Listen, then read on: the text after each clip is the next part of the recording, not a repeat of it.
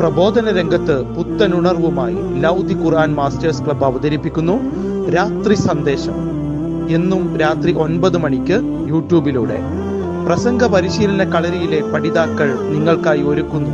കേൾക്കുക, പ്രബുദ്ധരാവുക, മറ്റുള്ളവരിലേക്ക് എത്തിക്കുക. ബിസ്മില്ലാ, അൽഹംദുലില്ലാ, വസ്സലാത്തു വസ്സലാമു അലാ റസൂലില്ലാ. എന്റെ ശബ്ദം ശ്രവിക്കുന്ന മാന്യ ശ്രോതാക്കളെ, അസ്സലാമു അലൈക്കും വറഹ്മത്തുള്ളാഹി വബറകാതുഹു. ഹിദായത്ത് എന്ന സബ്ജക്റ്റിനെ ആസ്പദമാക്കിയാണ് ഞാൻ നിങ്ങളുടെ മുമ്പിൽ എത്തിയിരിക്കുന്നത്.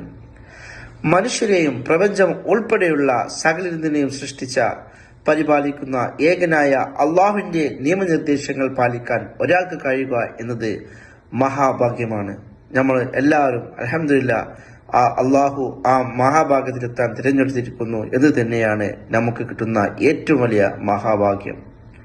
അതിനുവേണ്ടി നമ്മൾ എപ്പോഴും അള്ളാഹുവിനോട് പ്രാർത്ഥിച്ചു കൊണ്ടിരിക്കണമേ എന്ന് ഞാൻ നിങ്ങളോട് ഈ സന്ദർഭത്തിൽ ഓർമ്മിപ്പിക്കുകയാണ്.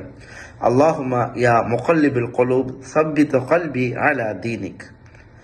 മുസ്ലിം സമുദായത്തിൽ ജനിച്ചിട്ടും സത്യം ഉൾക്കൊള്ളാൻ കഴിയാതെയും തൗഹീദ് സ്വീകരിക്കാൻ കഴിയാതെയും ജീവിക്കുന്ന പലരുമുണ്ട്.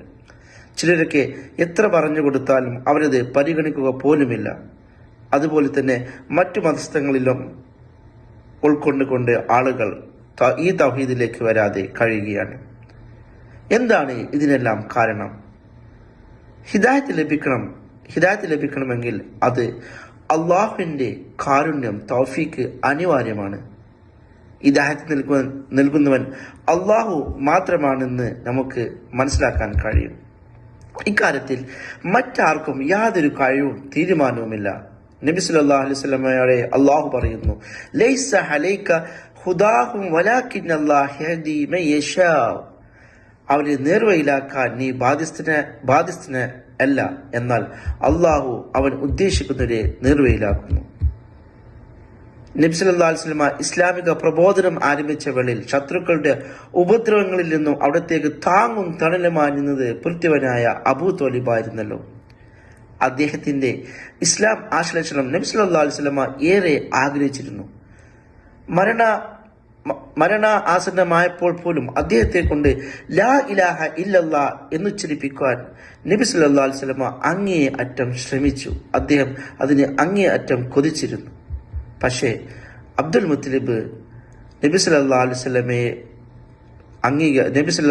അംഗീകരിക്കാൻ തയ്യാറായില്ല.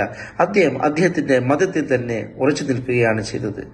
ഈ സന്ദർഭത്തിലും അള്ളാഹു നബി സല്ലല്ലാഹു അലൈഹി വസല്ലമയെ ഓർമ്മിപ്പിച്ചു, തീർച്ചയായും നിനക്ക് ഇഷ്ടപ്പെട്ടവരെ നിനക്ക് നേർവഴിയിലാക്കാനാവില്ല, പക്ഷേ അള്ളാഹു താൻ ഉദ്ദേശിക്കുന്നവരെ നേർവഴിയിലാക്കുന്നു.